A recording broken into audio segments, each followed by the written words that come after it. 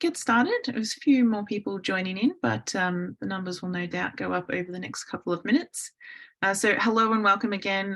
My name is Rhiannon Boyd and I'm the CEO of ACTS. So it's my absolute pleasure to welcome everybody today to the second of 3 sessions that's jointly presented by SDSN Australia, New Zealand Pacific, ACTS and the PRME Australia, New Zealand chapter on mainstreaming education for the Sustainable Development Goals. Hopefully some of you joined into what was a fantastic first session last week. If you weren't able to attend that session, we do have a recording available and I'll be able to share the link to that recording shortly as we go through. But I would like to start off today by acknowledging the traditional custodians of the lands on which we all respectively join from today and pay our respects to elders past, present and emerging. I extend those respects to all Aboriginal and Torres Strait Islander people who are meeting with us today. I work and live on the lands of the Wurundjeri people as part of the Kulin Nation. And Kulin Nation represents an alliance of 5 language groups who are the traditional owners of the lands across Melbourne and much of central Victoria. So as always, we do encourage everybody to say hello in the chat, the Zoom chat, and let us know where you're joining from today. So please go ahead and go through and say hi. So to get us started, I'm now going to pass over to Tal Keston, who's the amazing network manager for SDSN, to introduce today's session. So over to you, Tal. Thank you very much, Rhi, and hello, everyone. I'm also joining from the lands of the Kulin Nation, and I'd like to pay my respects to the elders past, present and emerging. So I'm here on behalf of the organisers and the advisory group to welcome you all to the second session on mainstreaming education for the SDGs in higher education.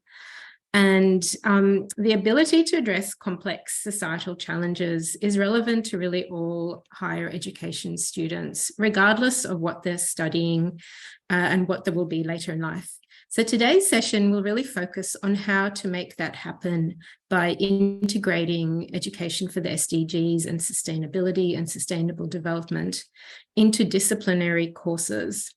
We'll first have a keynote from our amazing go-to Professor Geoff Scott from Western Sydney University on how you integrate SDGs into tertiary assessment, and then have a wonderful panel sharing examples from a range of disciplines taught by institutions in our region.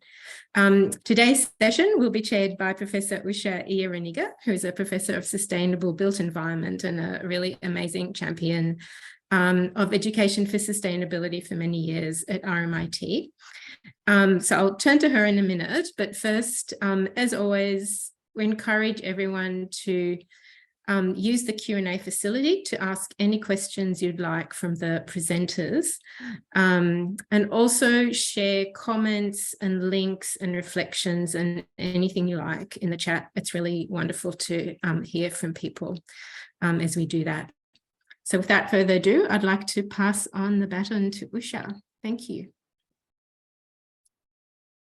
Thanks, Tal, and good afternoon or good morning, depending on which part of the world you're from. My name is Usha Iyer-Raniga, and I'm Professor of the School of Property, Construction and Project Management at RMIT University, as Tal has already mentioned.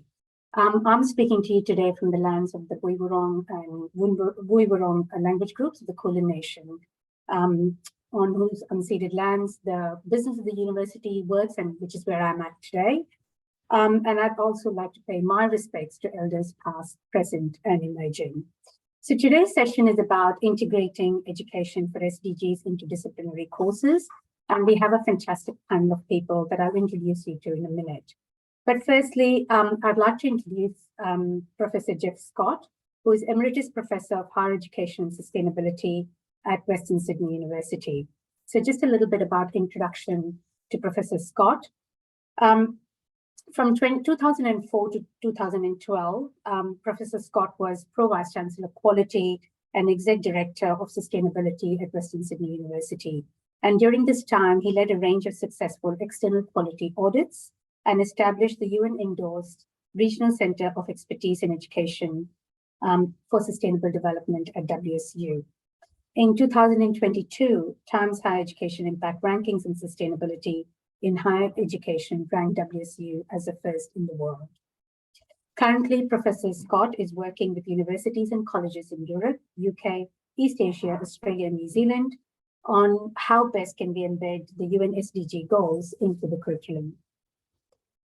In 2007, Professor Scott was a recipient of the Australian Higher Education Quality Award. I'd now like to hand over to Professor Scott.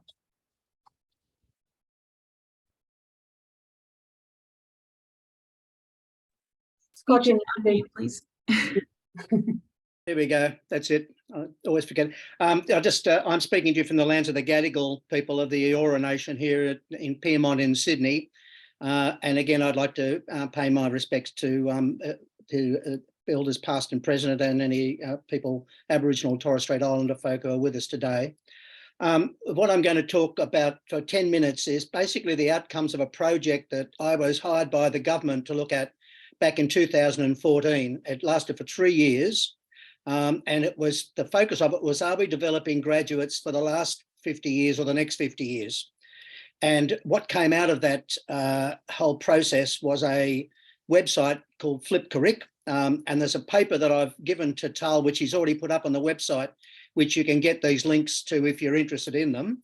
And as part of that website, we produced a position paper, which was called Transforming Graduate Capabilities and Assessment for a Sustainable Future. So it links very much, I think, with our topic today. And I'm going to just quickly summarise what's in that summary paper that I've actually given to Tal. There's more detail at the end of that paper. I've given you some references. If anything that I say very quickly today is of interest, you can follow it up. So very quickly, this project, which was looking at whether we're developing graduates for the last 50 years or the next 50 years, involved 3,700 learning and teaching leaders in 160 universities around the world. The Flip Curric site currently has 19,400 users using it to review their programs to see if they are in fact developing graduates for the next 50 years who are very much focused on actually being sustainability literate, change implementation savvy, inventive, and morally robust. And I'm going to talk about that in a little bit more detail, but that's the essence of the site. So it's a way for folks when they have to review their program to actually bring to look at what fellow travellers, 3,700 around the world, were doing and said might be useful to do. Doesn't mean you've got to do it. It just means you've got somewhere to go to as a framework. So I'm going to quickly go through some of the findings from that and an associated set of research that we've been doing. So the first thing that came out of that project that everyone said there's too much focus still today on fitness for purpose in higher education. In other words, are we mapping the course level outcomes correctly to units? Are we making sure that we've got the right assessment? Are we making sure that we're assessing rigorously and so on? Fitness for purpose. The trouble with all of that is you could be thoroughly marking and thoroughly mapping rubbish. So the real thing is fitness of purpose. And that's what this project that I'm going to talk to you about now gave focus to. So when we talk about fitness of purpose, we're talking about, are we developing graduates for the next 50 years? In other words, for the age of uncertainty. Now, what we mean by fitness of purpose is that we need to, first of all, have graduates who are clearly work ready for today. In other words, you know, they've got the skill, the competencies, the skills and knowledge to actually perform in the profession they're in. But are we doing something extra with them, which is work ready plus for an uncertain tomorrow? And so the work ready plus graduate profile is the one that then I'm going to talk to you at the end of this little talk about powerful assessment addressing. Because we know, of course, that it's assessment that drives learning for most students. So you don't look at the course. I'm an auditor in about 8 countries. I don't actually look at the course outline documents. I look at the assessment tasks because it's what's in the assessment is what most students are going to learn. So work ready for today means competent skills and knowledge that you surely need if you're going to be a doctor or an accountant or whatever it is. Work Ready Plus has 4 key outcome dimensions. First, all graduates should be sustainability literate. In addition to those skills, sustainability literate. Secondly, they need to be change implementation savvy. In other words, they need to know how to, in fact, not just talk about change, but engage people with it. Change implementation savvy. Thirdly, they need to be inventive, not just commercially, but socially. And fourthly, they need to have come out with a much clearer picture of their values. In other words, in doing that, they need to work out their position on the tacit assumptions driving the 21st century agenda. Things like growth is good for everyone, consumption's happiness, ICT's always the answer, Donald Trump, and globalization's great. So 4 dimensions: sustainability literate, change implementation savvy, inventive, and clear on their value proposition, if you like. So that's the Work Ready Plus graduate. Now, what we've done in addition to that, for the last 20 years, I've been researching successful early career graduates in 9 professions we've done. Everything from nursing to architecture, to law, to engineering, to sports management. We're currently replicating a 10th study now in Canada through the University of Toronto, looking at successful early career family practitioners, in other words, GPs. What's come out of that is a consistent profile of enabling capabilities that will help people to put into practice those Work Ready Plus outcomes. Remember them? Sustainability literate, change implementation savvy, inventive, and morally robust. So what are those capabilities? They fall into 3 dimensions: personal, interpersonal, and cognitive. So the paper's got them summarized for you, but basically the top ranking ones for personal that come out across all of those various professions are things like being able to remain calm when things go wrong, being able to persevere when ambiguity is in the air, being able to, in fact, care about what you're doing, have a commitment to what you're doing, and being able to take a hard decision, which requires you to be clear on your values. That's personal. Interpersonal is being able to work with those who are actually from a diverse background. Now, you can see what I'm saying there. Those personal and interpersonal ones actually have a lot to do with being change implementation savvy. But the cognitive dimension is also quite critical. But the cognitive dimension can't operate without the personal and interpersonal being in place in the graduate. And the cognitive one is actually not about problem solving, but diagnosing. It's actually about when wicked problems come up and things go awry, that's when your capability is tested. You all know it yourselves. So it's when those things go awry, you've got to remain calm, you've got to be willing to tolerate the ambiguity, then you've got to be able to diagnose. So it's diagnostic intelligence we need to be developing in graduates. We also need to be developing the capacity to work out, is there a problem? What's the key issue in this wicked situation? So that's actually not, that's the students who give you everything and hope you can see the point. We want students who can actually see the point. So we've got 2 things emerging from all of this research. First of all, Work Ready Plus profile that we need to be developing as outcomes for all students, not just a couple in every single course. And secondly, the enabling capabilities that enable that to work. So that essentially is, if you like, a summary, and you'll see all the references if this is taking your interest in the paper. In terms of being sustainability literate, we know from the work we did with UNESCO in 2018, when we did a survey of students around the world, that 81% want more focus on the SDGs in their curriculum. Secondly, 25% said there wasn't any attention to SDGs in the curriculum at that stage. It's probably improving a bit now, but the point about it is students want this.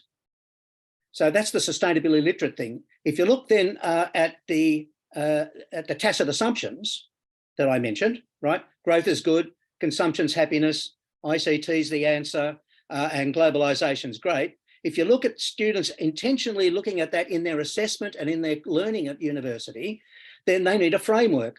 Now, one of the frameworks is the SDGs, because the SDGs have embedded in them a set of values. And I've written about this in another book. And the values in those we all know. There are things like the golden rule. In other words, do unto others as you'd have them do unto you. Equity for people, particularly gender equity. Reducing poverty, a better deal for people who are starving. Good access for everyone to healthcare and to education. Responsible consumption. Caring for the environment. These are all values. These are values that you can set as a framework against the tacit assumptions that are currently driving the 21st century agenda. And as you can see, Australia is struggling its way towards a wellbeing budget. New Zealand and Norway and many others already have them. Their wellbeing budget is around those values. So that's saying a world should not just be about economic growth and GDP, it must be about something more. So that's essentially what we should be giving focus to in our courses. Now, that implies that we should be a bit more transdisciplinary. In other words, we should be looking at not just STEM, which everyone keeps talking about all the time, but STEAM. The A is critical because the A is about the values. The A is about what you do. What do you do when you've got a wicked situation, you've got to take a hard decision? It's then that your values actually have to come in to inform which way you go in a fork road situation where there's two possible ways that might work. So we should be having all of that in the curriculum, but most importantly in assessment. So what then, and I'm finishing my talk on this now, what then should we be putting into assessment? Well, you know, what's happening all around the world at the moment. By the way, STEM, I've just had a question here. STEM stands for science, technology, engineering and maths. And STEAM stands for science, technology, arts, engineering and maths. Because, you know, if you take Bhopal in engineering, the chemical company that actually built its upwind of a town in Bhopal in the 1980s and rubbed out a large number of the population because they never talked to the local people about where to locate the chemical plant. That's the A bit. So what are the four key areas that people all around the world now are very interested in this work I've been doing? Well, the first one is capstones that are social enterprise capstones focused on the Sustainable Development Goals. And there's in the references in the paper there, you'll see there's an article I wrote on that if you're interested in that. Enactus, as you probably all know, the Enactus Plus site has more than 2,500 examples of students working in cross-disciplinary teams in real-world projects to actually address the SDGs, not alone usually, but in combination. So the Enactus site actually gives you what they're doing and it links up and shows you which SDGs are being addressed. So we should have, if we want to develop Work Ready Plus graduates with those change savvy capabilities, we need to have that in the assessment. It's no good having an essay saying, tell me about how emotionally intelligent you are. It's got to be done in a practical way. So the first is capstones on social enterprise focused on the SDGs. The second one is taking the practicums that actually exist already and using those top capabilities that we've got from those studies that I've mentioned in the particular professions, where you actually look at people doing the practicum, and instead of just having them do the practicum, you look for a moment when things went really wrong, and you then look at the extent to which they implemented those top 10 capabilities. So that's the second one that people are doing. The third one that's taking a lot of interest is the issue of taking successful early career graduates, getting them to identify the dilemmas that they've faced in the first 3 to 5 years of practice, and using that as a capstone called Dilemmas of Professional Practice in, for example, medicine, where the students look each week at a new real-world dilemma from an actual doctor. They then talk about what they do to manage the wicked moment. They then hear what the doctor did, and then in assessment, they have an exam in examination conditions where they get a dilemma that they haven't encountered before and they have to respond to immediately. So that's taking a lot of interest. And the final one is e-portfolios, which you're probably well aware of. But e-portfolios now focus on the Work Ready Plus capabilities and those enabling ones. And so I was a visiting professor at Portland State University a couple of years ago, for example. The whole university is dedicated to this, to actually doing community engagement and action projects and developing e-portfolios for employers before you've graduated. And the employers, and Cal State's doing it as well, and they've got 500,000 students, so they're quite large. But employers pay to actually see the e-portfolios in order to identify talent that's not just work-ready people who've got the skills and knowledge, they're looking actually for these other ones. They're looking for sustainability literate, change implementation savvy, inventive, socially, not just culturally, and got a value proposition. So that's the 4 examples of powerful assessment. You can't have powerful assessment if you don't, first of all, have the right outcomes. So that's my message to you today. Be much more attentive to outcomes before you look at assessment. And you'll notice the 4 dimensions I've mentioned now. I'm on the TechSer expert of panels, so I go around reviewing unis all the time on this. Those ones are much less amenable to online essay mills and to cheating. It's much harder to cheat in a capstone, an SDG capstone where you're actually out there doing it than it is to write an essay about SDGs.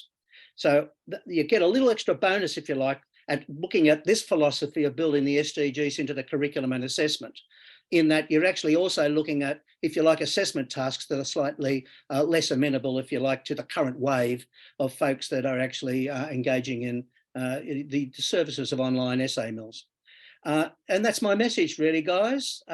Work Ready Plus, a cluster of key capabilities and powerful capstone-y type assessment tasks. Okay, so back to you. Many thanks, Geoff, for setting the scene for us here. We'll now move to the panel discussions, and we've got 5 fantastic panelists before us today. Just so that you're aware, we asked the panelists to keep their opening remarks up to about 6 minutes, so to keep it brief. We asked the panelists to give us a bit of background information on what they're teaching, how they integrated the SDGs into the unit that they're teaching, as well as how did they work on the assessments, the learning content, what are the learning outcomes, etc. And then we asked them to share 1 to 2 key learning experiences with integrating the SDGs. So we've got roughly about half an hour for the panelists to make their opening remarks, and then about half an hour for what we hope is a very interactive Q&A session. So our first panelist is Dr. Carol Bond, who's Program Manager, Bachelor of Business Management, RMIT School of Management. Carol Bond is a political and social scientist investigating business-related socioeconomic and policy topics in the energy and resource sectors. The course that Carol is going to talk about synthesizes management theory learned throughout the degree program and applying that into a real business challenge. In this way, the course also acts as a work-integrated learning opportunity. Over to you, Carol. Thank you. Thank you very much, Usha, and thank you, Geoff, for setting the scene so beautifully. So I am coming to you from the Woiwurrung and Boonwurrung language groups lands of the Eastern Kulin Nations, and I pay respect to their elders past, present, and emerging. So I teach the capstone course for the Bachelor of Business at RMIT University's College of Business and Law. And this course is meant to kind of take every single degree, relevant course that the students have learned and revise the content at a high level, but actually ask the students to think about, instead of writing more about what they know about the theory, how would they apply the theory in practice? As Usha mentioned, I'm very engaged in the energy and resources sector. My sense is that the energy and resources sector contributes a lot to some of the angst within the community that's concerned with the sustainable development goals. And my response to that is to get deeper into those industries and skill up students to work in those industries in the constructive and SDG friendly way. So this year, every year we do a new case study and in the energy sector. And I use a real case study, a live case study, either from Australia or Singapore, because I also teach this course up there in Singapore. And we look at how energy businesses run. And the challenge with this course, and even though half of my students are double degree engineering and business, the challenge for this course is for the students not to geek out on the engineering. It's really interesting when you start understanding how people are transitioning away from fossil fuel towards biofuels, towards hydrogen, towards other alternative fuels, towards renewables of the kind that aren't even making the press yet, but it makes me very excited to get out of bed every morning. But none of these wonderful inventions that are coming out of all the research labs around the world are going to see the light of day unless a responsible business model can be put around them. This semester, we worked with BMW motor cars, and they wanted it to challenge us in the city of Melbourne to see what kind of SDG friendly and energy, I guess, what would you call it, appropriate solutions we could have for businesses who wanted to participate in the energy transition and help the city of Melbourne achieve its own stated 2030 SDG goals. As part of the challenge, the BMW and the city of Melbourne told our students that they had to integrate the SDGs into their presentations, which are being evaluated in 2 days' time by the BMW Motor Group, the city of Melbourne, and RMIT University for how do they answer the challenge? What transportation solutions did they see that align with these various different business, city and SDG goals in alignment also with the COP15 emissions targets. The students were initially quite overwhelmed with the engineering and wanted to give me descriptions about all the fun things they were finding and getting into that. My solution for them was to say, no, we're learning a process here. When you go out into your first job out of university, you're going to get a pile of paper or thumb drives or electronic files from your boss. They're going to say, I want you to read through this and put a report on my desk by Friday. And you have 5 days to do it and basically no help. And I've talked to a lot of management consultants and they said, that's exactly what happened to me on my first day at the job at KPMG or Ernst & Young or whatever it is. And they said, keep doing that because the students don't have time to understand all that they need to know about the things, but they can apply the management theory and come up with a reasonable response. And the students who do this well and integrate the sustainable development goals into this are hired directly into these management consulting firms, as well as into the fossil fuel corporations that are trying to decarbonize, which is a really excellent outcome. Looking here, so the assessment outcomes really are about having the students integrate what they've learned in the traditional management degrees, then integrate the sustainable development goals, and then be able to articulate that. I also have the students in their final assessment is to find a job description of a company they might want to work for in whatever sector that is attractive to them. It could be retail, it could be hospitality, it could be manufacturing, whatever it is. And I asked them to do that particular search term and come up with a list of responses. And then I asked them to do the same search term and add the word sustainability or energy to it. And they come up with a whole new set of jobs. And they said, I want you to pick one of those job descriptions, understand that it's being written by an HR professional, and then analyze that. How would you change that job to make that job more in alignment with the sustainable development goals? And as you interview for that position, you can negotiate that job to be something that's closer to being one that's aligned with your values. The other thing, this is what I will end on, is my dean challenged me to embed some Indigenous content into this course. And I said, well, I'm not Indigenous, but I'm an Indigenous ally. And I've been told by my Indigenous colleagues that although I cannot add Indigenous content because of my heritage, I can decolonize the classroom. So what I've done is I've taken the sustainable development goals and I show the students how the sustainable development goals align with Indigenous knowledges, values, and wisdoms across the planet. And by using the SDGs as a framework, it's possible to integrate more, wiser, older human ways of knowing into our business frameworks and paradigms. So I hope that gives you a little bit of a flavor of how I've tried to adapt the sustainable development goals, values and ways of working into a business school class. Thanks very much, Carol. That was certainly a very useful set of ideas that you have brought to the table.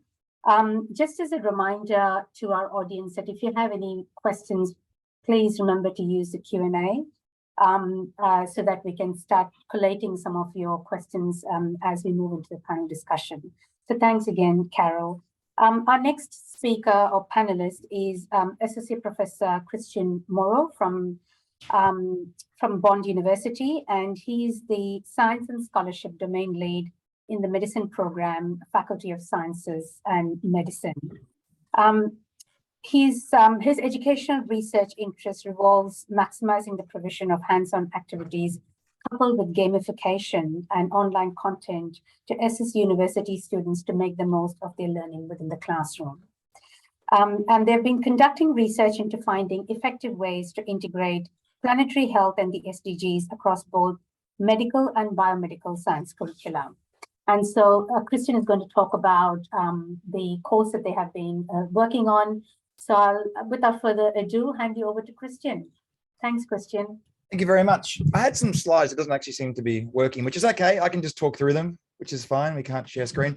So I'm here. We've done a few things. We've been working on a planetary health and an SDG assignment in our medical program that's been quite good. But today I wanted to talk about something that didn't work. And this was the fact that we want to integrate more of this content into our subjects, particularly in biomedical sciences and medicine. And I work with one of our TAs, Charlotte Phelps, is behind me today. She's part of this. And we thought, okay, we've got a very crammed curriculum. We work in medicine and in biomedical sciences and even exercise science in accredited courses, which means there is content we have to put in. So looking at the planetary health, SDG and sustainability curricula, we thought, where can it go? And I wondered, is there a stopgap? Before we develop formal lessons and really work at this content, what can we do to bridge the gap to help students? And so what we tried was a very surface level, just embedding facts. What if every lecture, if we embedded a very, an interesting and a relevant planetary health fact that helped educate students on what's happening in the globe, it helped them even consider some of the SDGs and concepts around there. So, I can share now, there we go. So is that working? You can see the sharing screen? Yay, great. So this is one thing we thought, look, we want to do it right and we are slowly, but also for universities that are a bit cramped, how can we fit it in? So we tried this. An example, for example, in a physiology subject. So people living in a large inner city environment are exposed to more pollution and hence have a higher incidence of mucosal respiratory disorders. These are concepts that are quite important for students to understand, and they're related to what's going on in the world and sustainability. As global temperatures increase, athletic performance is impacted, warmer waters increase prevalent vector-borne diseases, and then shorter winters and greater UVR intensity increases annual sun exposure. So these are facts that weren't usually in the lectures, but if we embed them throughout the content, maybe we can get students considering more about planetary health and what's going on around them. It's that bit of a global focus. So we've set out this formally, so every single week within the lectures, we embedded facts. We didn't have time to do whole sessions and lectures on what it is and planetary health, but we thought maybe the students will look outside. Maybe they'll see these facts and they'll study it outside. Maybe they'll become more aware of it. And so at the end of the semester, we did a survey, Likert scale as well as qualitative, just to see, did it work? Does it do anything to embed this, or do we need to take a step back and focus entirely on a formal curriculum where we actually take time throughout subjects to invest in this? So this was our research question for this one here. So would adding relevant and informative facts to existing lecture presentations be sufficient to stimulate students' interest and knowledge in planetary health, with the expectation that they'd be relevant enough for them to go and seek outside the classroom? So it was 12 weeks. We have 100 students who actually took part in it. So took part in the subjects. It was their first semester, so they hadn't really been exposed to planetary health, but they came from a variety of backgrounds, but then at least one a week. And it was more like a did you know fact. So we purposely didn't take time out of the curriculum to see, was this enough? I did go through the facts, so I did highlight it and discuss it.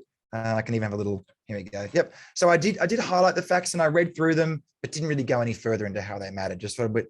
Now, in the lecture notes the students received as well, we gave a link. So we had the link next to the fact, they can click on that and understand more about it. So we chose the links quite carefully.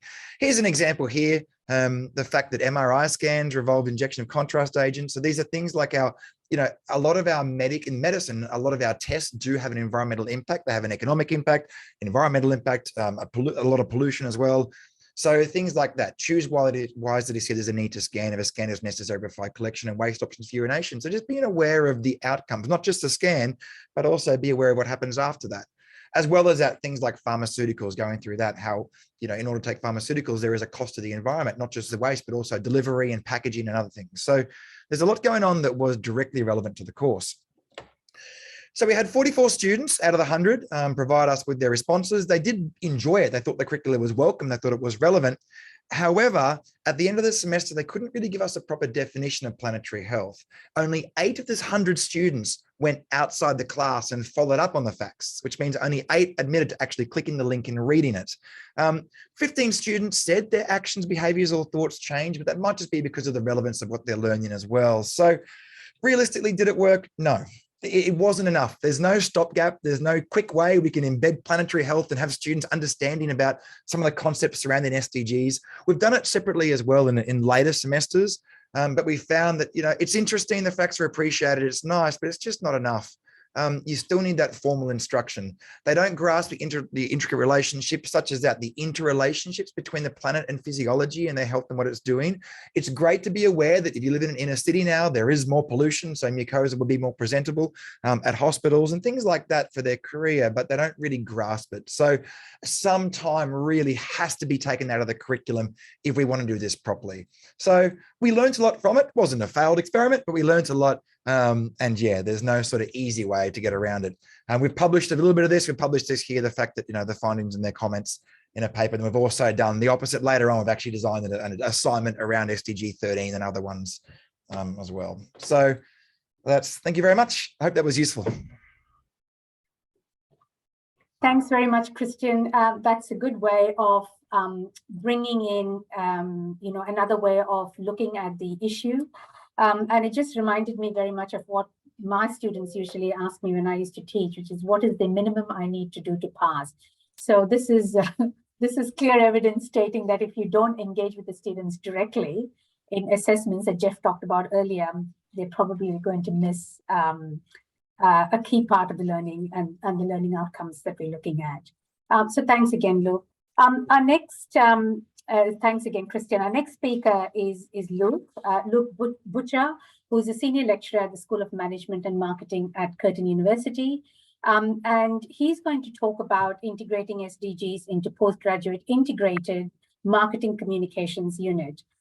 So Luke is an early career researcher at the School of Marketing, and his course looks at how students can investigate the ethical and responsible use of marketing communications across borders, cultures, and communication platforms to evaluate ethical, social, and global perspectives. Over to you. Thanks, Luke.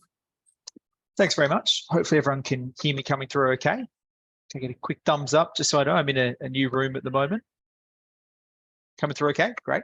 So I suppose I'll try and fill some of the gaps from what our previous presenters have talked about, as well as Geoff as well, because there's obviously lots of things that I certainly echo there. Things around the practicalities of unit outlines and getting it in assessments. A big thing as well is really getting that buy-in from course coordinators and things like that, because the reality is everything that we do as an academic, as a unit coordinator, whatever we might call it, boils down to those assessments. That's the learning. And unfortunately, there seems to be long timescales that things need to work in advance. I'm sure I'm not alone at Curtin with that. So really planning these things in advance, knowing what are the deadlines when things need to be in the system so I can actually implement some of these changes into my course, because obviously courses taught across campuses and all different places are all adhering to that structure. So some of those things are really important, and now might be a good time for any academics out there to try and get some things in place before the end of the year. So that might be a little bit of homework for us. So I suppose coming from where I look at it from as part of a marketing management and marketing school. So I teach user experience design and then the integrated global communications unit that we were referring to before. So what I'm trying to empower students to do with their assessments and really for the way they see their studies and hopefully their future careers is thinking about ways that they can use the things they're learning, the tools and all those sorts of things related to marketing and the broader business stuff for a positive impact. So a lot of students kind of see marketing as the purpose is really just about getting people to buy things that they don't need.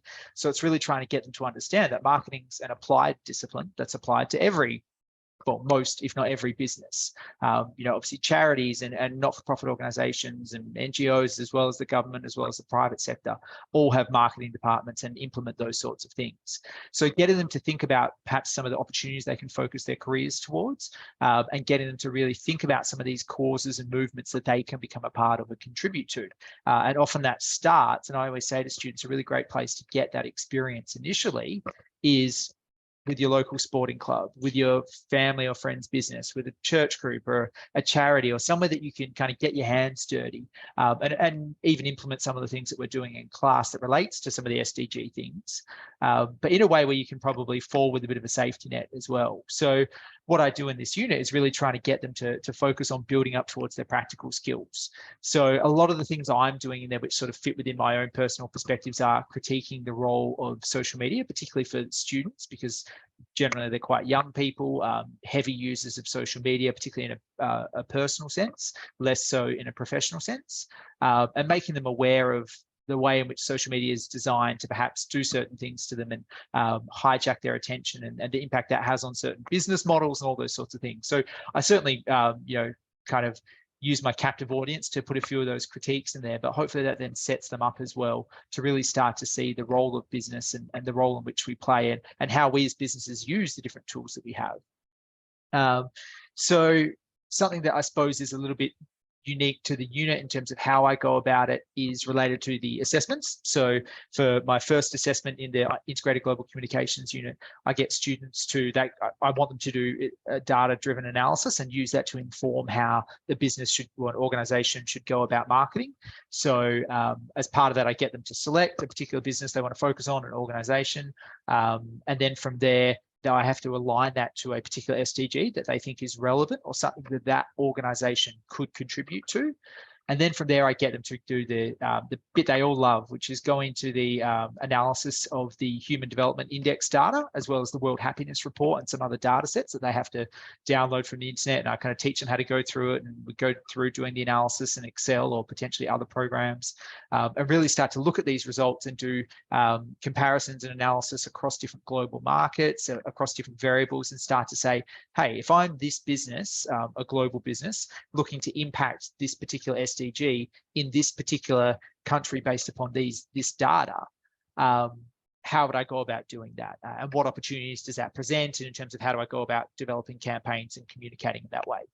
So that's the first assessment they do outside of the zooming through Excel analysis. They generally tend to do quite well and like that one. And then the next assessment, they progress through towards not picking an organization this time. Now I want them to essentially take on the role of an organization. So I tell them, I want you to focus on a particular movement. That movement could be something to do with decarbonization or composting or planting more trees or, doing things around landfill, who knows, like a range of different things that relate to certain aspects of the SDGs. And I say to them, and, as it is, like, you guys are now this movement. So I want you to focus on how you can go about developing a cause-related marketing campaign for this movement and the organization that you create around that movement, and tell me how you're going to, we go through a whole bunch of marketing things and they have to apply all of those things in a way where it comes to some sort of, hopefully, a real world sort of, or something that's ready for the real world to impact. I definitely tell them to think more grassroots, to think about how they can have more impact within their own communities, and think about what's something that might be scalable across global markets as well. And then in the third assessment is essentially the assessment component is a reflective learning journal. But what I get them to do their reflection upon is them implementing some of the things from the second assessment. So in the second assessment, they had to develop all these ways they're going to use paid media, owned media, earned media, social media, and there's a whole bunch of other things prior to that for this particular organization addressing the movement. And then in the third assessment, I say, hey, I want you to actually do some of these things now. So you're going to go set up a web page for this, or you're going to develop the prototype for an app for this, or you're going to go run some events for this sort of thing, or who knows what it'd be. Students at the moment setting up podcasts and actually going and recording some episodes and things like that. So I get them to focus on learning practical, implementable skills that are going to be important for their professional development, but also something that makes that movement become something real. Now, I obviously encourage them to continue on with that and say, you guys are this movement now. So keep moving ahead with it outside of class. And this can be something that hopefully you're passionate about and you contribute to. But at the very least, hopefully they develop some some practical skills that they've actually had the implementation, because I really want them to walk away from the unit actually doing some of the things, not just proposing, which is commonly what we do, come up with a marketing campaign and then get to that point, but actually then implement things of that campaign. And the way I find that's best to be doing that is through a reflective learning journal, where I'm not assessing them on the actual implementation, because that is very challenging. It's a new learning experience, but I'm really focused on the process of their learning and what they learned and how it relates to some sort of impact as it relates to social media, social impact, as well as our application of the learning module things. So I'll leave that there. Hopefully that's given a little bit of insight to that, and hopefully we'll have a chance for questions later. Thanks, Luke. That's great. Digging a little bit deeper into assessments and the lessons from that in the marketing subjects. Our next speaker is Associate Professor Rita Henderson, and she's from the School of Chemical Engineering at University of New South Wales. She is leading the Algae and Organic Matter Laboratory, which is affiliated with the UNESCO Center for Membrane Science and Technology, and is program leader of the Nuisance and Harmful Algae Science Practice Partnership. That's a bit of a mouthful, Rita. So Rita is going to talk about bringing SDGs into engineering design through collaboration with an Indigenous organization called Purple HEIs. Rita, over to you. Thanks. Thank you, Usha. Thank you to my co-speakers as well for some really interesting presentations so far. I'm coming to you from the lands of the Tharawal people, and I extend my respects to elders past and present, and to any Aboriginal and Torres Strait Islanders who may be joining us today. I also want to introduce my co-presenters. They are in the audience. So Dr. Helen Rutledge, a lecturer in chemical engineering also at UNSW, who's currently running the course that I'm going to be discussing, and also Dr. Michael Smith, who is a biomedical engineer at Purple HEIs, the Indigenous organisation that we have been partnering with in delivering the project that I'm going to be talking about today. So first of all, I want to talk a little bit about the course that this project has run as part of. It's a first year core engineering program course on introducing engineering design and innovation to our newly arrived students into engineering. So I've been involved in teaching this course for about 8 years. So, over the years, it's evolved a little bit, but really what we're trying to do is get students to come up with solutions to, really challenging problems, despite perhaps being limited by budget, by time, resources, the requirement to meet environmental and social objectives, and, as it states in the course outline, the limitations of the laws of physics. What we do is we give our students a number of multidisciplinary projects to choose from, and these projects will originate from a range of the schools within our Faculty of Engineering, and our first year students can select which project they want to do, irrespective of the school that the student might actually be involved in as an undergrad. So the idea is that, if they're in chemical engineering, they may want to choose a project that mechanical engineering is running, with the idea being that it's multidisciplinary anyway, and they get to learn how to communicate with students beyond their home school, if you like. The project which we are running at the moment, this is the sort of chemical engineering led project, although like I said, as with the other projects, this is multidisciplinary. It's run in partnership with Purple HEIs. So Purple HEIs, it's an Indigenous run and owned organisation, and they offer remote dialysis clinics to support patients requiring treatment for end stage renal failure, in Alice Springs and Darwin, but really, remote areas across the sort of rural and remote Australia. They, as you can imagine, delivering dialysis to patients in remote environments really does come with a number of challenges. And it's a great way to engage first year students to think about, what is an engineer, and how can we problem solve some of these really, really challenging examples which Michael comes to us with.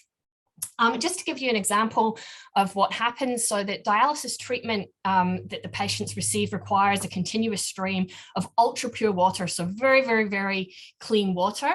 And because of the number of patients that are being treated, the number of dialysis chairs they have, they can actually treat up to, I calculated this out, but correct me if I'm wrong later, Michael, but it's around 14,000 litres per day at a maximum. So this is it can become a huge strain on the water resources, which are already under stress in some of these areas due to climate change. So ensuring that sufficient high quality water is available is a challenge.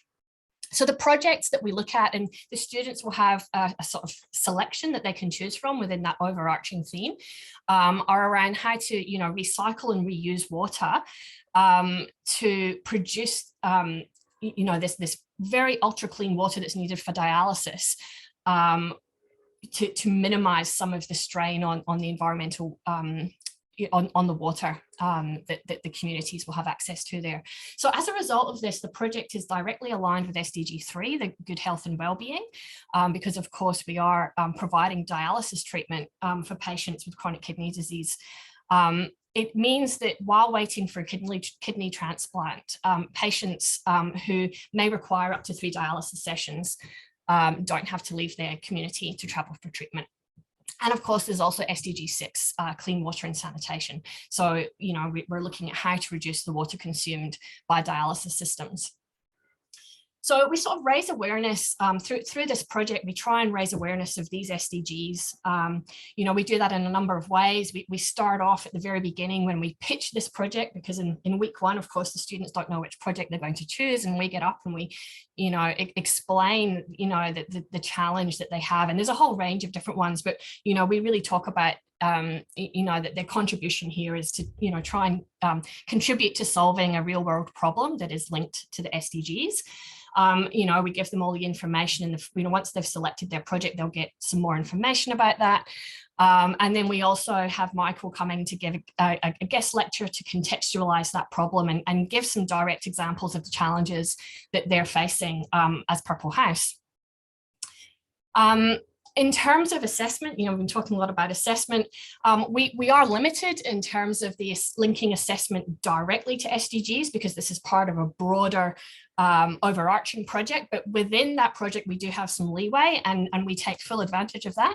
And part of that is around the reporting that the students have to do as they move through that, as they move through the problem solving process. They have to report on what they're doing. They have a draft report and also a final report, which is assessed, and their mentors that each group is assigned a mentor, and they will be discussing, how they're going with that report. So within the report, we have a component linked specifically to sustainability. Students are asked to explain how their solution meets the specific context of the Purple House, considering the sort of social, environmental, and economic aspects. And they also have to consider the long-term sustainability of the solution that they're coming up with. So, for example, maintenance, materials, ongoing costs, etc.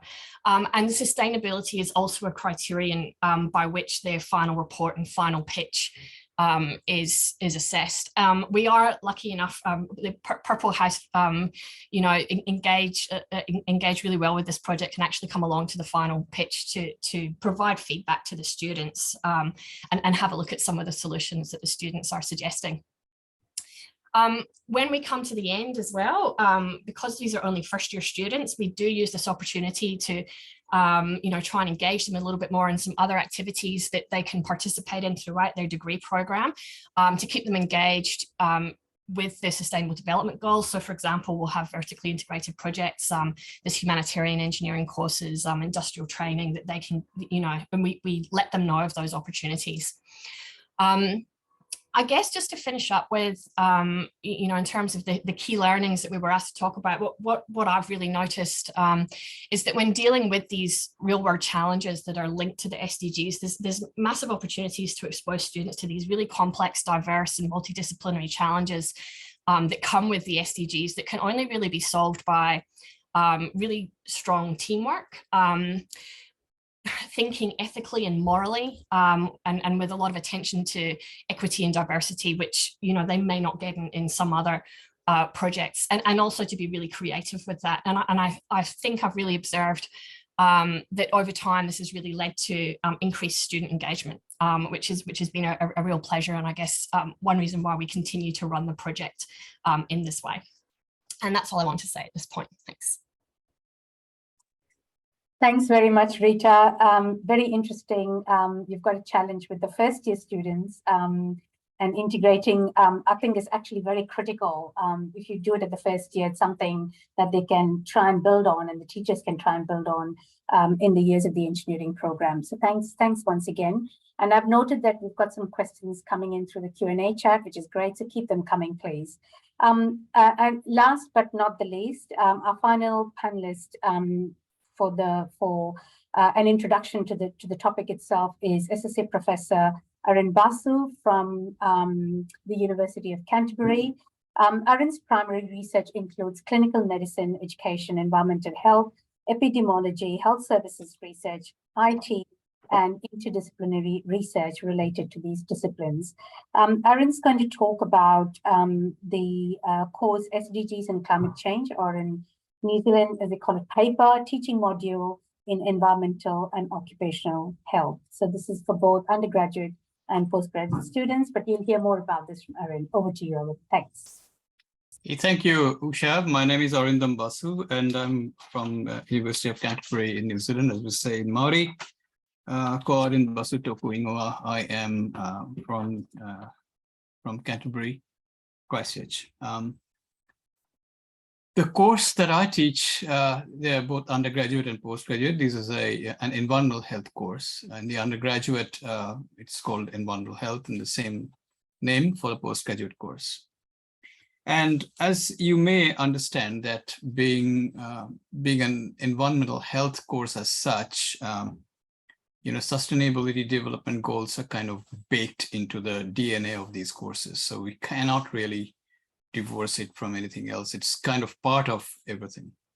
So how do we go about it? Is this that because sustainability development goals, all the 17 goals, are kind of part and parcel of an environmental health course, including teaching of climate change. The idea here is this, that people or the students should not only be understanding theoretically, cognitively what that means, but they should also be able to find out for themselves how it impacts themselves, their lives, their families, their whanau, their communities, and work towards it, to do some changes, do something about it. Now, fortunately, the University of Canterbury has a sustainability office, which is quite important, and it has been operational for the last 15, 16 years, more than that. And one of the hallmarks of the University of Canterbury is this reclamation of a stream which was driven by the students themselves. So what we do as part of teaching sustainability as an individual module within the undergraduate curriculum of sustainability development, of the environmental health course, is that the students work in coordination with the person who directs the sustainability office.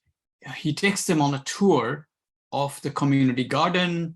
They work towards it. They gain a first-hand experience of how it feels like to work with these projects, and what does sustainability mean as such in to gain first-hand experience of actually working in a community garden, see for themselves how it works. The second aspect that we do in these in teaching sustainability at the university, in both undergrad and postgrad level, is that people work out for themselves their lifestyle choices and their carbon consumption, their carbon emission, and that kind of stuff. So what kind of food are being served on the university cafeteria? What can we do about it? And so on and so forth. So these are not just assessment issues, but these are kind of baked into your students' understanding of the principles of sustainability in the course itself. So which means that there is a formative assessment component to it in it as well. So for example, for the climate change component, students work out their lifestyle choices and how much does that impact the climate, and then they write about it. A very similar approach is also taken for the postgraduate course. However, in case of postgraduate course, because the students are active professionals or they work, therefore it is not possible for the postgraduate students to come and experience firsthand a piece of sustainability component, such as working in the community garden. But it is more along the lines of learning, cognitive development, writing up, putting together systematic maps of what's being done in terms of climate change and climate provisions. We have got active participation from the community researchers. New Zealand has the Environmental Science Research Institute, the ESR, where we invite the scientists to come and tell us their stories and their understandings of how community participation with the Maori, and projects that have gone into there to build capacity amongst the Maori and indigenous people, which is kind of a part and parcel of an SDG approach. So those are both as part of the lectures that are given, but the students also have to do hands-on work, to show their commitment and they're working towards the sustainability development goals. The course as such is pretty standard. In other words, rather than doing too much innovative stuff, because the courses are already geared towards a specific topic area, the assessments are also more or less cognitive. But what we do, in addition to that, keeping with the spirit of SDG and the principles of SDG, is we have flipped the assessment to some extent, which means that the students and the instructors are deeply engaged with each other, and the students have a say in their own assessment process.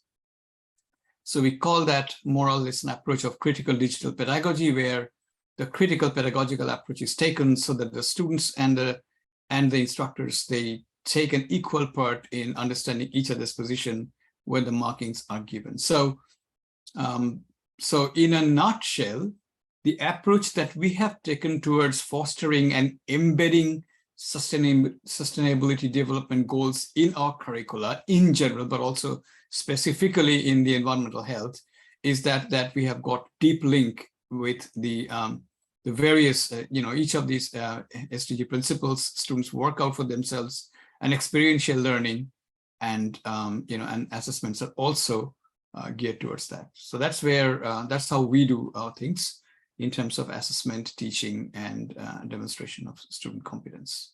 So I'll stop here. Thanks very much, Arin. Much appreciated. Reminds me of my teaching days when I used to teach about sustainability, and we used to get students both in Australia and in Singapore to do, use the carbon calculator. And it was quite shocking when students realized they need about 8 Earths to support their lifestyles. And I think it's a good way for them to understand about responsible consumption and production. So let's now move to the panel discussion. We've got roughly 25 or so minutes. So let's try and make the most of this time that we've got. I thought we might start off with a question that was that Theodore asked Carol, and Carol has unfortunately had to leave, but it might be something that I think I could pose to the other panel members as well, which is, how do you assess the articulateness of students about SDGs implementation in their project presentations? Does anyone want to have a stab at this? Feel free to just unmute yourself and talk. I might be able to comment a little bit on it. Sure, Luke, go ahead. Well, I suppose the question comes down to, are we assessing and are we focusing on getting them to really understand the SDGs and whatever their learning outcomes are related to that? Or in my case, I find it's more about applying to things that are impacting the SDGs. So I think, like any sort of, when it comes to something as simple as a unit learning outcome, which is obviously really important, and right through to a marking rubric or whatever you're using, that really knowing what are you trying to assess, because maybe purely just an understanding of an SDG, it might be relevant, but that might be something that's maybe more foundational that then builds up to higher level learning in some sort of way. So I wouldn't say I'm directly trying to assess aspects of the SDGs, but I'm creating guardrails and parameters. So basically the whole assessments have to relate to that, one of those in some way. So they kind of can't not walk away with some understanding of the implications for that. I'll jump in. Christian, yeah, go ahead. One thing that we do is it's an SDG assignment where they have to choose one of the SDGs, but the idea is to take action. So part of the SDGs is to solve problems. And so rather than just teaching them, we ask the students to choose SDG 13, so climate action, and then one of their choice. And we say, how would you take action? And that's an assignment they do over about 6 weeks in a group. And that, some of them write letters to a minister, some of them develop sustainable programs, some do education. So they focus on, 13 and one other. And that's been interesting, because that's the point, is how would you make a difference? So working towards them.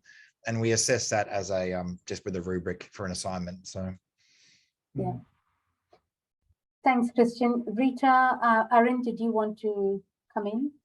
The only thing I would maybe add is it probably also depends on the stage of the student. So we've talked about capstone projects, which are, final year projects where the students have already done, 3 or 4 years of university, and then also the first year. So that what I would expect from first year students, and, would probably be more raising awareness and getting them engaged and involved at that stage, to start their careers off, which might be quite different through how, things are measured and assessed at final year level.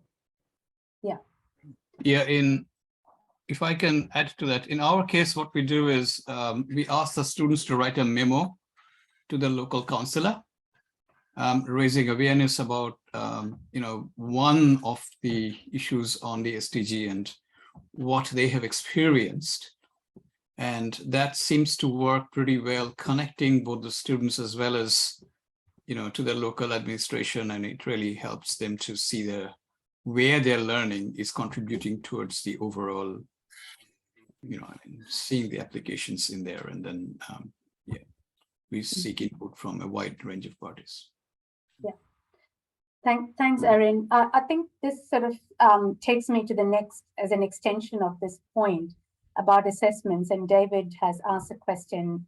At the end of the day, assessments are really a mechanism to change and activate change. So I was just wondering whether any of the panelists would like to comment on that. And David says, surely meaningful assessment is not a test by academics, but a real outcome example, change in social well-being or improved environmental conservation outcome due to students' activities. And I think Geoff wants to come in here. So Geoff, feel free to respond. Thanks. Yes, I just, it's picking up also on another question in the chat, which we may come back to, which is, where's the voice of the Pacific in our discussions today? I worked for many years with the University of the South Pacific, looking at sustainability then. I just wanted to give one example of how we can actually look at impact rather than writing essays about what you're doing. So we in Samoa, at the Alafua campus in Samoa, the students were given the task of working out how to make money out of waste. That was their task. So what they found there was a pig farm, and the pig farm was on a hill. And what was happening before was they were just throwing the pigs' droppings out. What these students came up with was, why don't we get a small solar run pump water, pump out the droppings from the pigs down on the side of the hill. There were 2 ponds. In the first pond, the pigs' droppings fell and the solids settled, and then the pond overflowed into the second pond where they grew algae. They then fed the algae to fish. They then killed the fish and fed it to the pigs. This saved them an enormous amount of money from bringing in actually pig feed. It internationally saved a lot of carbon miles. So that's an example of, if you like, social entrepreneurship focused on the SDGs with a focus on impact, but also set in a unique context of the Pacific. Yeah, thanks, Geoff. Does anyone else want to come in and comment? Particularly around the assessments leading to changes in practice? I can comment on this, and I don't know if Michael is there and wants to comment on behalf of Purple House as well. But, one way we try and do this as part of the course I was describing is we actually have Purple House come to the final pitches and actually review the solutions that students have come up with. As I explained, these are first year students. We're not expecting that they will come up with something that will necessarily hit exactly everything that they're looking for, but we have found, having run this for a few years, there's elements of things that come through that can perhaps be used, turned into an honours project or something. It does spark idea and therefore impact. I don't know if Michael wants to elaborate on that. I think he's able to now. Michael, would you like to? Yeah, just unmute yourself, I think, and you can talk, Michael. He needs to think about it. It's all good. All good. Okay, he's not too sure. All right.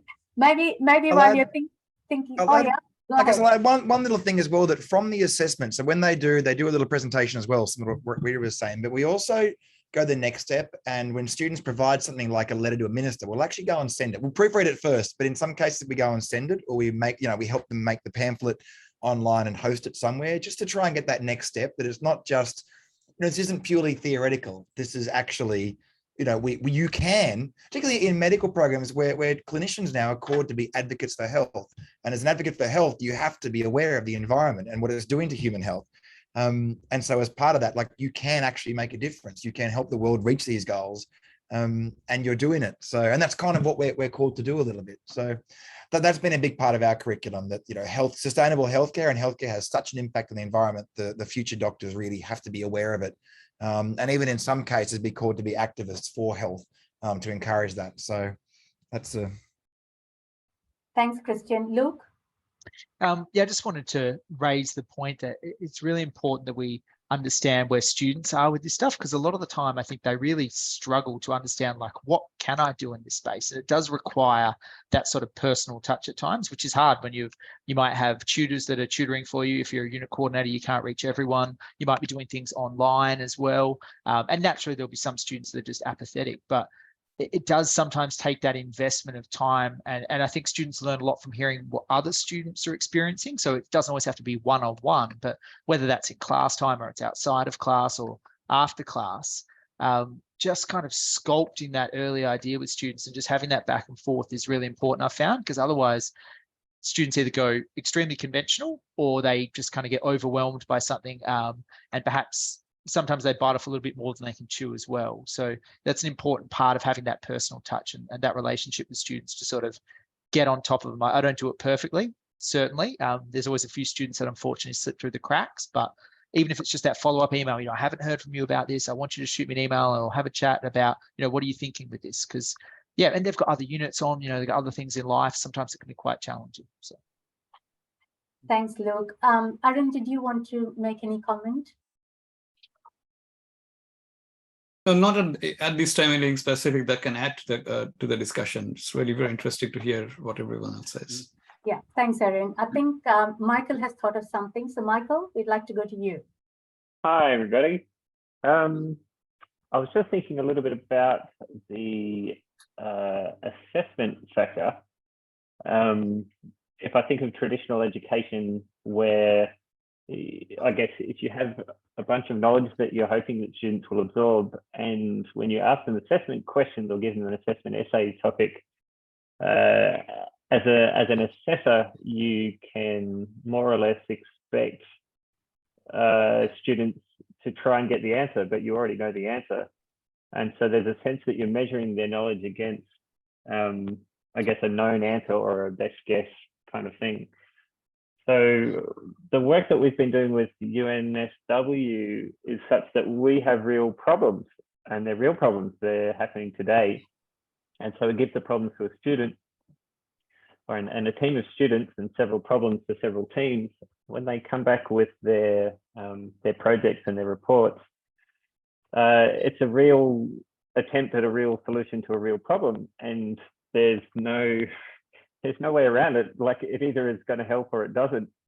And so it's a very real assessment, and there's no kind of doubt about it. There's no sort of like good effort, that's 50% of the right answer. Nobody knows the answer. The solutions are either actually part of the story, or they actually help out, or they don't. And I'm pleased to say that of the various projects we've put to UNSW students, some of them have been implemented, and some of them are ongoing, which is great. And I think it's a very interesting approach to assessment, at least for the problems to be real problems and for their solutions to be real implementations where they work. Thanks. Yeah, Geoff? Just a quick addition to what we've been talking about now. At Western Sydney University, we put in place a system called Tracking and Improving Community Engagement, TICE. In that, every one of the community partners with whom we were working with, whether it was academic staff or students working on projects, actually put down evidence of the extent to which those students or the staff engagement had actually had a positive benefit for that partner group. So putting in place a mechanism for tracking impact around engagement outside of the university is a good counterpoint to students could then write a critical appraised essay of the extent to which their impact was or wasn't successful, why it didn't work against those capabilities that I was talking about earlier, so that you can still have an essay that's reflected on a real world experience that has actually got community partner impact data embedded in it. And so I'd commend everyone to look at that. In fact, what Western Sydney University is doing now is we're actually now gathering in examples of powerful assessment around the SDGs and how we're doing it as a clearinghouse. So the whole idea of having it in one spot for everyone to look at, it actually gives you great ideas of how you might gauge impact, because people talk about all sorts of different things that you'd never think of yourself. Yeah, that's a really good point, Geoff, because I think, drafting assessments is a tricky thing to do. And you need to consider the obviously the knowledge and engagement that students would have from the first year right through to the final years of a program. And in the experiences that I've had, you can sort of see that light bulb moment when you introduce something the first year actually happen in year 3 or 4, or even when you take students onto a site somewhere. And this is particularly in reference to the question about the Pacific. I've found that immersive experiences of taking students to China or Indonesia or into any of the Pacific Islands actually embeds changes, not necessarily while the students are there, but also when the students come back. And it's something that they can continuously reflect on as well over a period of time. So again, it's not just about the immediate, but it's also about the long-term impact that assessment gets students to think about. I'd just like to go back to a question that was asked to you, Luke, which is how do you judge when the practical learning by your students has a level of impact in the real world situations that you're seeking? Luke, would you like to come in to respond to this question by today? Thanks. Yeah, I suppose the answer for me in this unit would be that I don't directly assess that. It is a first semester unit for our students, so we're not necessarily expecting some really strong demonstrable impact. I'm more interested in the things that they've learnt as a result of that, the challenges they had, how they overcame that, how they're applying the things we're asking them to do in class. Certainly if I was more of a capstone type unit, or it was a little bit later in their studies, I would be looking to do that. Whether that be impact statements from people in industry, obviously some sort of demonstration of the work they've done. I do get them to provide appendix and share me in, whether it's through a link or whatever it might be, to the things that they're actually producing, so I can sort of see and evaluate that. I do encourage students, if they're more analytics focused, to also evaluate the impact if there is any analytics. Like, for example, if a student was deciding a part of their movement was developing some sort of social media platform, well, not platform, but page and an organization that was about how we can reduce household waste, for example. I do encourage students, if they're using those sorts of digital marketing tools, to provide some sort of analytics on the impact that's done in that way. So that might be one that's a little bit specific to marketing, but yeah. Does any of the other panelists also want to come in to respond? Yeah. Go ahead, Erin. Yeah, I mean, Luke's response has reminded me of a thing that we have done for some years now, is that we have a thing called, I don't know if you're aware of it, but there is an Extinction Rebellion group that organizes Friday gatherings in prominent public places and things like that. So one of the things that many students have done is this, that if they have been there in one of the climate gatherings and they've taken, say, a poster that's really attractive that they have displayed and talked about that in those gatherings, we've often given them some special considerations when they have skipped maybe a submission of an assignment or something like that, when they ask for extensions and things like that. So that some students have used in lieu of gaining some extra time for their submission assignments, and as some kind of a reward for taking actual action. So those are some of the things that we've done in the past, and we've seen that if you do that, and if you incorporate what we in Maori often refer to as manakitanga, which means that you extend that sense of kindness towards yourself, to the community, to your environment, that often builds and helps to build student engagement with the course and their interest in understanding their relationship with the climate and issues around sustainability. So just don't talk about it, practice it. Oh yeah, absolutely. That's the spirit. Values. Yeah. Anyone else want to come in before we move to the next question? Rita, Christian? Look, sorry, just a quick one, just on this before we move on. What we used to do when I was working at UTS in the 1990s, we had group projects working in the community, and we didn't expect it all to be done in a semester. So the assessment from one group was to actually give a briefing to the next group that were going to take over the project. And that's something that I think we need to put into our calculus here. Life does not operate in semesters. And so one of the outcomes of doing it that way is students learn how to brief, and the evaluation was the extent to which they briefed the next group. So the next group was actually able to give feedback on the quality of the briefing. And that's actually ties into those work ready plus capabilities, you know, how you actually manage change. Sorry, just wanted to mention that before you moved on. Thanks, Geoff. Christian, did you want to come in? No, okay, you're okay. All right, I just thought we might go to the next question, which is from Anonymous H&A.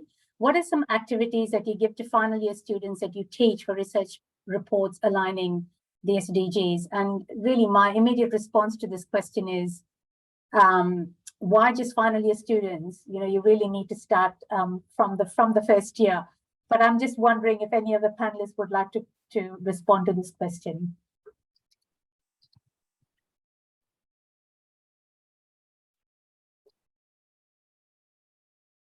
Rita? Maybe I'll jump in then from the first year perspective. Yeah, sure. So I think making sure that the what you're asking them to report on is like an authentic problem to begin with, I think is really important, and that, you know, you do give them some guidance around you know, this sort of ethics of the problem as well. And I think that can, the best way of doing that is through the sort of focus on the problem and developing and solving, developing answers to that particular problem is the best way to go about it, rather than through lectures. So that real hands-on, you know, student-centered approach that we talk a lot about is really important.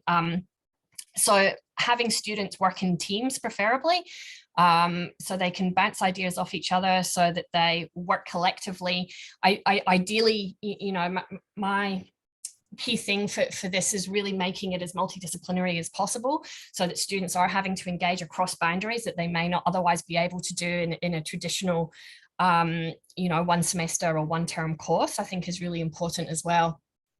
The other thing that I do, which I didn't mention earlier, is we actually incorporate a peer assessment of the teamwork as well. So we've actually done quite a lot of work around how students work in teams, and I didn't lead this research. It was led by somebody else, but I was fortunate enough to know them, and therefore, you know, this particular example was used as a bit of a case study. So we actually developed rubrics around teamwork, which peers were asked to incorporate as part of that, so that, you know, people really understood how they could use the team as a whole in order to develop, you know, a reasonable solution to that really complex problem. And I think once you've got the team working well together, then actually elements of that reporting become a little bit easier. Yeah, it's a really good point, Rita, because it's not just about the individual response, it's a collective response as well. And so students need to learn about that. Luke, Aaron, Christian, did anybody want to add any further comments? We've started integrating, so we do, you know, like the conference where they can hear other students, how they've tackled problems, and also understand how someone in their position could tackle it. We've also started working a little bit with the connection to country. And this is something we're engaging with slowly in the curriculum, but throughout, when we bring in the First Nations curriculum and the teachings, is understanding that connection to country, that it's not just about cities and health, but it's also, you know, we've largely come through in some cases where ecology and, you know, botany's been taken out of schools, and a lot of our students are going out in nature and not understanding anything. I don't know, you know, how do you differentiate the trees? And there's no connection to that. And that's something that we've learned we can do much better. And that's something we can really learn from the First Nations curricula, in regards to that. How we instill that in students, we're still not sure. You know, I'm still learning a lot about it, but there's a real concept there that's something that would be great to grasp properly and understand it. And they get little bits of it throughout, but yeah, how do we engage with that and help realize that our students, are unaware of a lot of the environment around us outside of cities. So it's one of these, and does feel like we're getting better at it, and we're understanding more, but it's the more we do something, the more we realize, wow, there's a whole area unexplored here that can help. Yeah, absolutely right, Christian. Aaron, did you want to come in? Yeah, it's a very interesting point, Christian, because in New Zealand, for example, at least in the University of Canterbury, at the time when we propose a course, it undergoes a vetting process, but as part of a course proposal, we have to incorporate a Maori consultation and a whole documentation that needs to be provided to the rest of the faculty members to say that how we have incorporated the Maori principles and values, which means that for a course that predicates on environmental health, for instance, you have to show the Maori approach towards environmental conservation and, you know, how these factors are woven in and built into the course curriculum. So that, you know, kind of reinforces the idea that you need to be mindful of the Maori values and principles and ethics and all of that as you start teaching and as you start planning your course offerings. So in every point, in every class, there's some discussion, some things that are built around those things. Really helps. You know, that structured approach is really important, I find now. Thanks, Erin. We might just move, I'm just conscious of time, and we might move to the question posed by Nikki Hare, if I'm pronouncing your name right, which is about why do doctors need to know about planetary health to do clinical roles? I like the idea, but I don't think there's an obvious need. Should doctors really be expected to be activists? Don't they have enough to do? My response to this question is, they're also individuals. Don't they also produce and consume? Shouldn't they also know the impact that they have? They're not gods. But Christian, the question was directed to you. So we actually, Charles and I wrote a couple of days ago a whole section on this. That the health, it's the climate change, I think was what the WHO did a report where they found that the changing climate and the health of the planet is the biggest threat to human health. So, you know, if you're called to work on human health, you can't just simply treat mucosal issues because of heavy metals in the environment. You need to help to remove those heavy metals, because that's how we prevent and assist others. So there's that. There's the general, if you're pursuing a career in health, then you need to be, you know, anti-smoking, that sort of thing, you know, pro-exercise, but also pro-environmental health, because there's an incredible interconnectivity between human health and the planet. And without a healthy planet, we don't have healthy humans. And so it just is part of the job, I guess, in that movement to preventative issues. The other thing as well, there was something else. So the other thing was, so preventative, yeah. Well, anyway, that was one of the big things. Yes, that's the other one. And the waste. The fact that the healthcare is a huge area of waste and environmental injury and carbon emissions, unnecessary testing. So one of the actual facts I put in there in the lecture was unnecessary testing. There is a thing called I forget the name, galadium. So there's, when you do an MRI, there's a contrast agent that goes in, and it can't be get removed by the municipal water supply. So it always ends up in the environment, and when it hits sunlight, it converts to a compound that's toxic to fish. So if you know, every time you do a scan, it could result in a toxic environment to fish in the environment. And we need the scans, they're important, but just be aware that it's not something to be taken lightly. You know, the pharmaceutical industry, if we can find ways to assist and help, you know, some of the most prescribed medications, such as anti-anxiety, antidepressants, maybe, you know, prescribing nature or prescribing exercise. I think Canadians have done that, where you prescribe walks in nature instead of anti-anxiety medications when people are sick. You can reduce. Yeah, I'm sorry, I'm going to have to interrupt you because we're running out of time, and I have to. Great question, though. It's a big. Yeah. I have to hand over to Tal and Ray. Okay. So I'm sorry I had to cut you off there, but I think that's a really good point. It's not just about the technical skills; it's also about the soft skills. And we got to remind ourselves that we're not just doctors or lawyers or scientists or engineers, but we're also global citizens, and we need to do the right thing by the planet as well.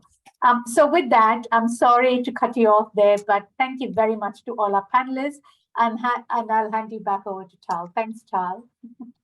Thank you all very much. I actually didn't really want you to stop because this was a really fascinating discussion, and I think there were so many more questions that I would have liked to hear about, but we do have to wrap up, and I want to say thank you so much to everyone, to Usha, to Geoff, and to all the panelists, and to also put a plug in that we have the third session next Tuesday, and we really invite everyone to join us. It's taking the discussion in a somewhat different scale around the different types of courses and programs you can implement in higher education around the SDGs and sustainability, and which ones are good for which kinds of skills and learning and knowledge. And so please join us. And again, thank you all very much.